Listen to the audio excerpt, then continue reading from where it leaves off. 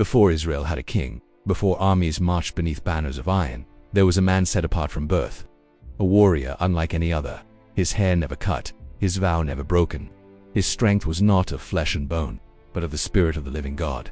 His name was Samson. Israel was enslaved by the Philistines, their enemies who ruled with cruelty and pride. But God heard the cries of his people and chose to raise a deliverer. One day an angel of the Lord appeared to a barren woman, the wife of Manoah, and said, "You shall conceive and bear a son. No razor shall touch his head, for the boy shall be a Nazirite, set apart for God's purpose.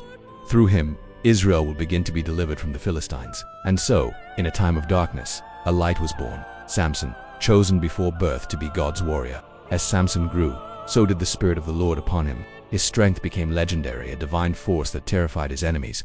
One day, as he traveled to Timnah to seek a Philistine bride, a young lion roared and charged him, but Samson did not run.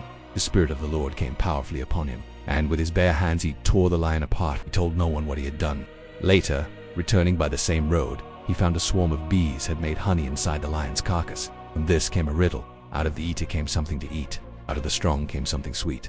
At his wedding feast, Samson posed the riddle to the Philistines, but when they could not solve it, they threatened his bride, saying, "Tell us the answer, or we will burn you and your father's house." Weeping, she begged Samson for the secret until he told her, and so, through her, the Philistines learned the answer and mocked him. In rage, Samson struck down 30 men of Ashkelon to pay their debt. But when he returned for his bride, he learned she had been given to another. His fury burned hot. Samson's vengeance came swift. He caught 300 foxes, tied them tail to tail, and fastened burning torches between them. Then he released them into the Philistines' fields. Their crops, vineyards, and olive groves went up in flames. When the Philistines retaliated by killing his bride and her father, Samson struck back again. In one of the most famous battles in Scripture, he slew 1,000 men with the jawbone of a donkey. And when he was exhausted, crying out to God in thirst, the Lord opened the ground and brought forth water for his weary warrior. Years passed, and Samson's name became legend. But even the strongest warrior has a weakness, and Samson's was his heart. In the valley of Sorek, he fell in love with a woman named Delilah. The Philistine rulers came to her with silver in hand and said, "Entice him, discover the secret of his great strength." Again and again, Delilah asked Samson for his secret, and again, he deceived her. But at last, weary from her persistence, Samson revealed the truth. "A razor has never touched my head. If my hair is cut, my strength will leave me." While he slept upon her lap, Delilah betrayed him. She called for the Philistines, and as they entered the room, she cut off his hair. Instantly, the Spirit of the Lord departed from him. The Philistines seized him, gouged out his eyes, and bound him in bronze chains.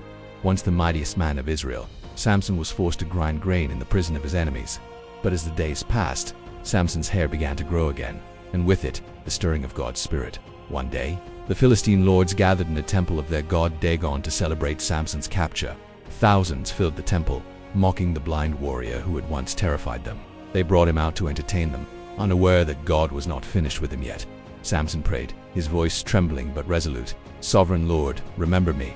Strengthen me one last time, that I may avenge myself on the Philistines, for my eyes led to the central pillars that held the temple." Samson braced himself against them. With one final cry, he shouted, "Let me die with the Philistines." And with all his might, he pushed. The pillars cracked. The stone shook. The temple roared as it collapsed, crushing the lords and all who mocked him. In his death, Samson slew more enemies than he had in his entire life. Samson's story is not one of perfection, but of purpose. He stumbled, he fell, and he was betrayed.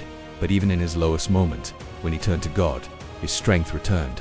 For in every battle, the true power of God's warriors is not in muscle or might, but in the Spirit of the Lord.